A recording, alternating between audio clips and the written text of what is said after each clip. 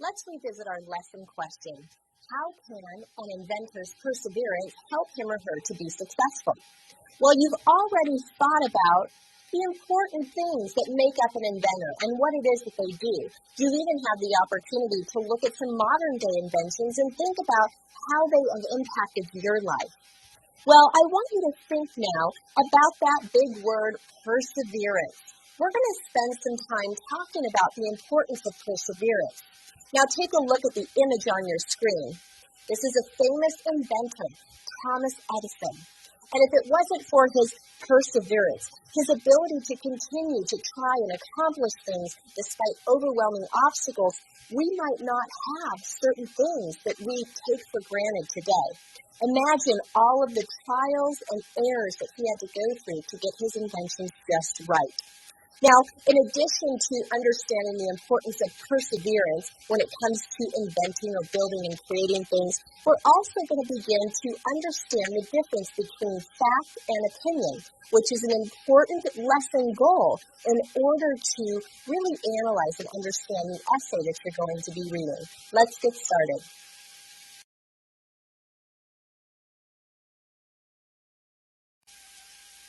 Now, when we typically talk about a famous inventor, we think of who?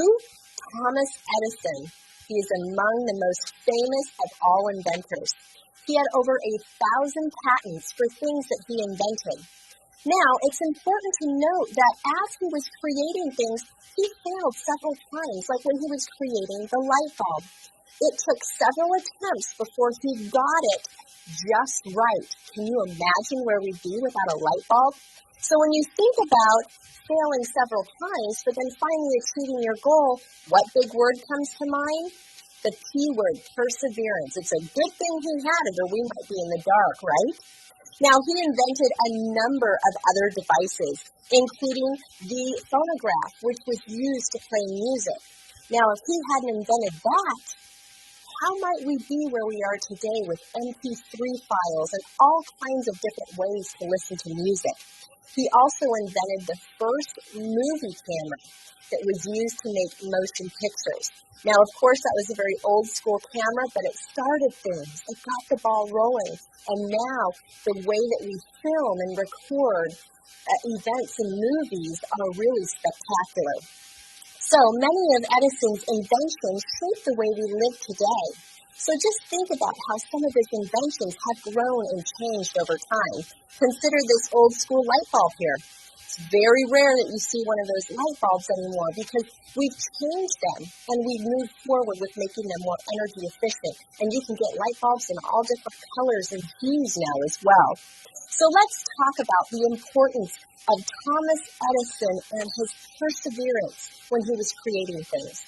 Now, in addition to his inventions, he was known with speaking words of wisdom, lots of quotations. So let's look at a few of his famous quotations about perseverance.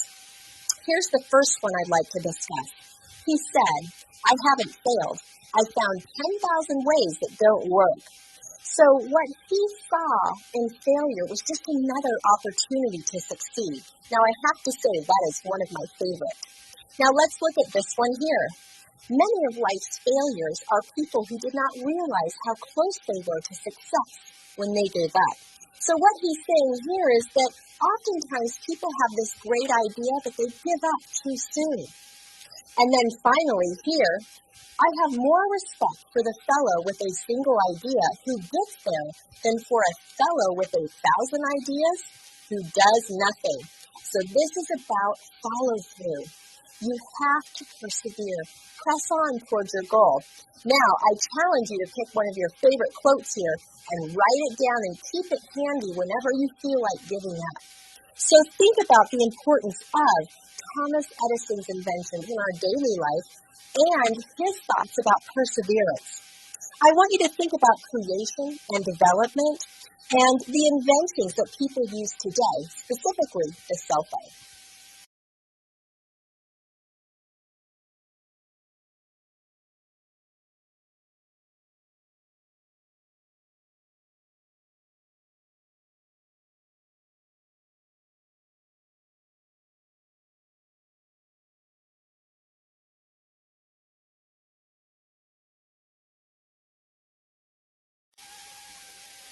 Now, we've spent quite a bit of time talking about inventors and perseverance, what it takes to follow through and invent something. Now we're going to start talking about facts and opinions, because when you read the essay, it's really important that you can distinguish between the two of them or recognize the difference between them. Now, a fact is a statement that can be proven. It actually happened or it exists, so it's always true for everyone. Now, an opinion, on the other hand, is a belief or a view about something. So it's associated with feelings, and it can vary or change depending on the person, because we all have different ways of thinking. So let's compare and contrast these facts and opinion statements. So let's look at the first one right here. Art class starts at 2 p.m. Now that's a fact. We can prove that. We can go to the art room at 2 p.m. to see if the class is starting. That is a fact. It's true for everyone. Now let's contrast that with, I think class should start at 9 a.m. Now that's somebody's opinion. Not everybody will agree with that. And you have this key word here, think. That's usually a signal that you're dealing with somebody's opinion. Now let's look at this second example. The class is 45 minutes long. Well, you can verify that. That is a fact. It's true for everybody. Now, look at this one over here. I love every minute of art class. Is that true for everyone? It is not. It's a belief or a view about art class that maybe somebody else might love every minute about math and can't stand going to art. So it's very important that you can distinguish between fact and opinion. So I want you to use this new knowledge and practice distinguishing fact and opinion next.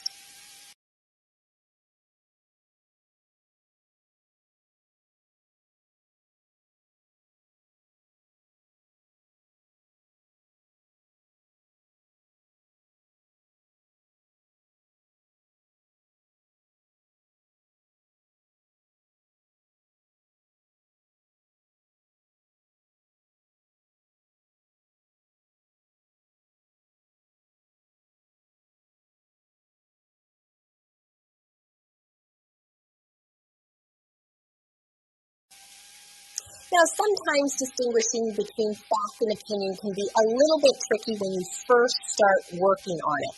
So we're going to answer this question.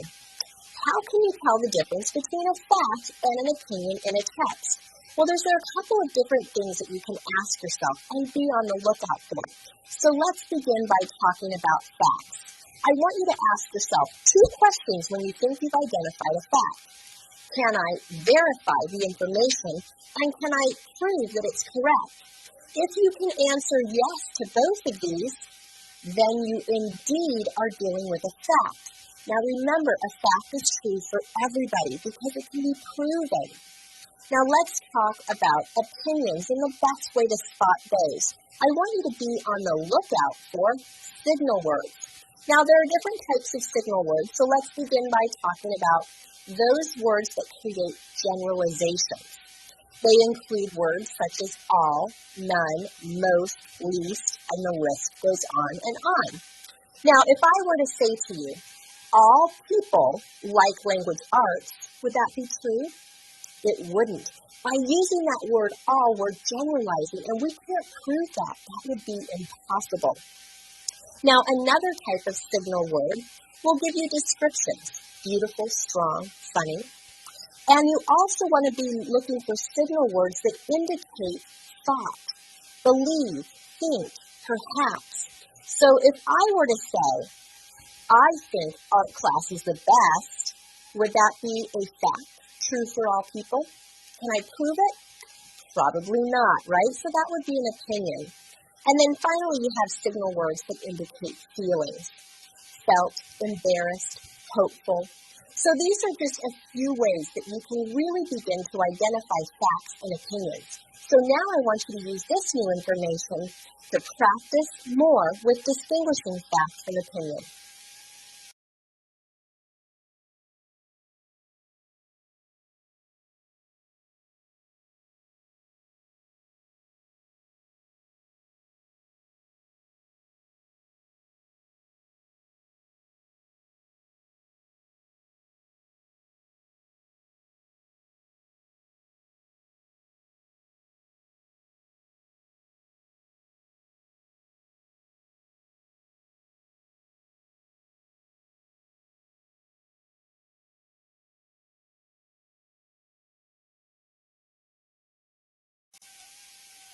Well, you've been working really hard to understand what it takes to be an inventor, to have that perseverance.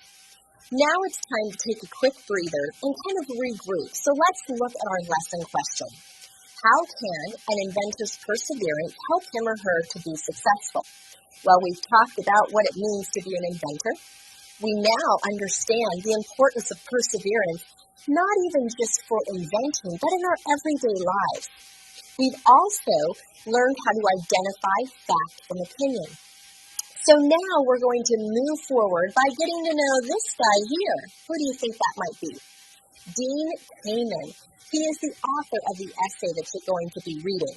So now we're going to look at how he supports his opinions with facts, and we're also going to learn how to identify bias. So let's get started.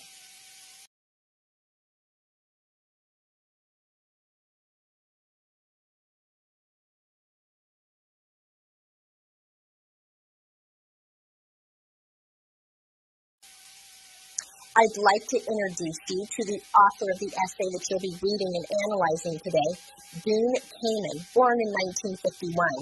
Now, as you know, he's an inventor, and some people refer to him as the modern-day Thomas Edison because of his enormous collection of inventions. Now, he began inventing as a teenager and even began selling his inventions as a teenager. He owns his own research company. If you're curious about checking it out online, it's called DEKA Research and Development.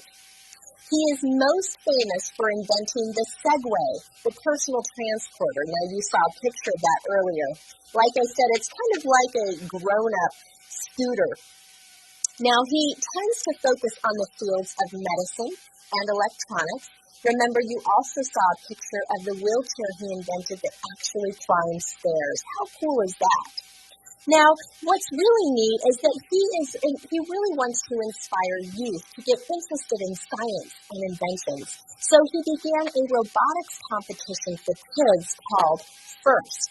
Now, that's in all caps, FIRST, in case you're interested in looking into that as well. Now, it's important to know that the essay you're going to be reading is actually from a larger collection of essays called Heading Out, the start of some splendid careers.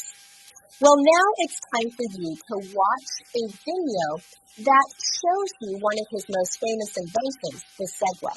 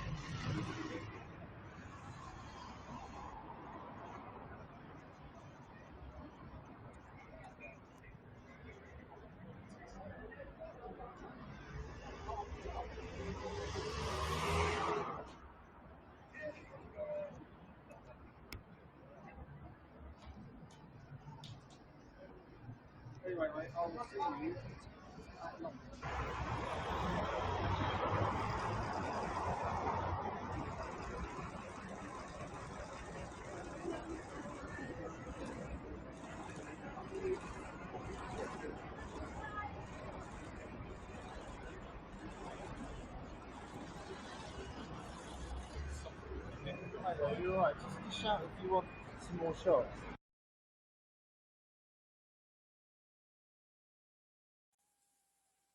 Now, we've been talking about facts and opinions and how facts can be verified or proven. They are true for everyone. And how opinions can vary because they have to do with feelings, beliefs, and the way people think differently. Now, I don't want you to get the idea that opinions are bad. It's just important that when you are stating an opinion, you support your opinion with facts, things that are true.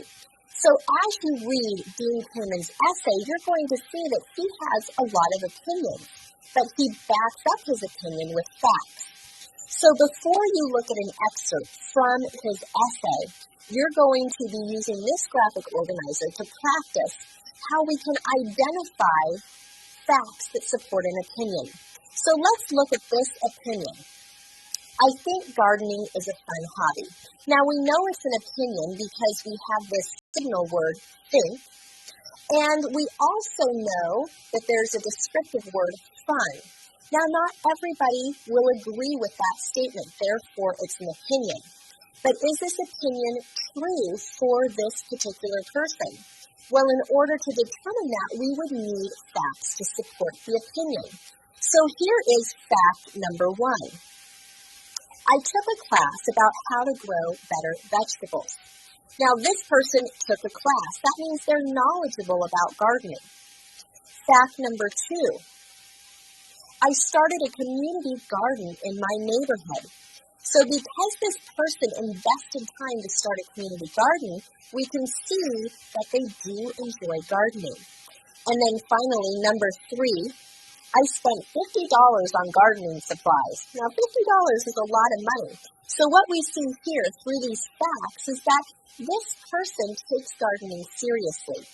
And they must enjoy it or find it fun if they're willing to invest their time and their money. So now I want you to keep this graphic organizer in mind as you look at an excerpt from Dean Kamen's essay. So I want you to be able to identify his opinion and any facts he uses to support his opinion.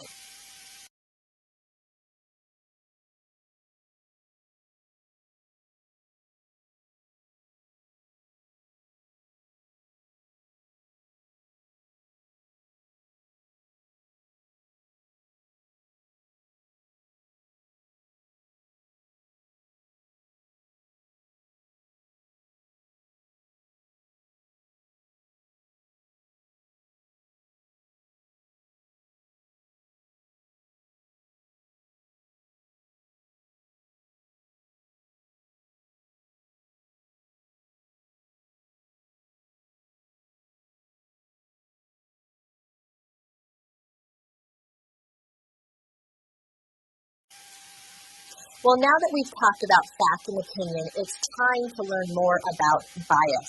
Now, bias is a form of an opinion, but it's one that is a bit more resistant to change. Now, by definition, bias is a preference for or against something. So think about bias like an attitude that always favors one way of feeling or action over another. Now, take a look at these two pictures. These two pictures show two very different groups of people that have one thing in common, their love and compassion for dogs. Now, they show this love and compassion in two very different ways. Over here in this picture, we have people that breed dogs for showing purposes. And they breed them to make sure that they are very healthy, that there is no disease, and that over generations, these healthy genes are passed on to dogs. Now, over here in this picture, we see a person who is in the business of rescuing dogs. So they are against breeding practices, typically, because they think there are plenty of dogs out there that need homes. So let's not add more dogs to the homeless dog situation. Now, these two people both love and care for dogs. They just have different attitudes or beliefs about how to care and love those animals. Now, this isn't saying that one group of dog lovers is right or better than the other. We're just seeing that they have a bias or a preference for or against the way that you love and care for an animal. Now, we're going to be looking a little closer at how we can identify bias. Now, before we do that, I want you to understand that bias can be based on our experiences or on what we hear from others. So it's very important that you can spot bias immediately so that you're not swayed without the facts. Now, bias can be found everywhere. In the books you read, in the advertisements that you hear and see, in the films, television shows, and videos you watch, and in each of us. A lot of us have bias that goes undetected. So it's also good practice to really think about your own personal bias. Now, it's important to recognize that bias comes from what we know. So when we're inundated with all of the bias that we find in books and advertisements and media, it can really influence what we know, and then we can form bias. Now, we're going to be looking at this excerpt written by Gloria Kamen.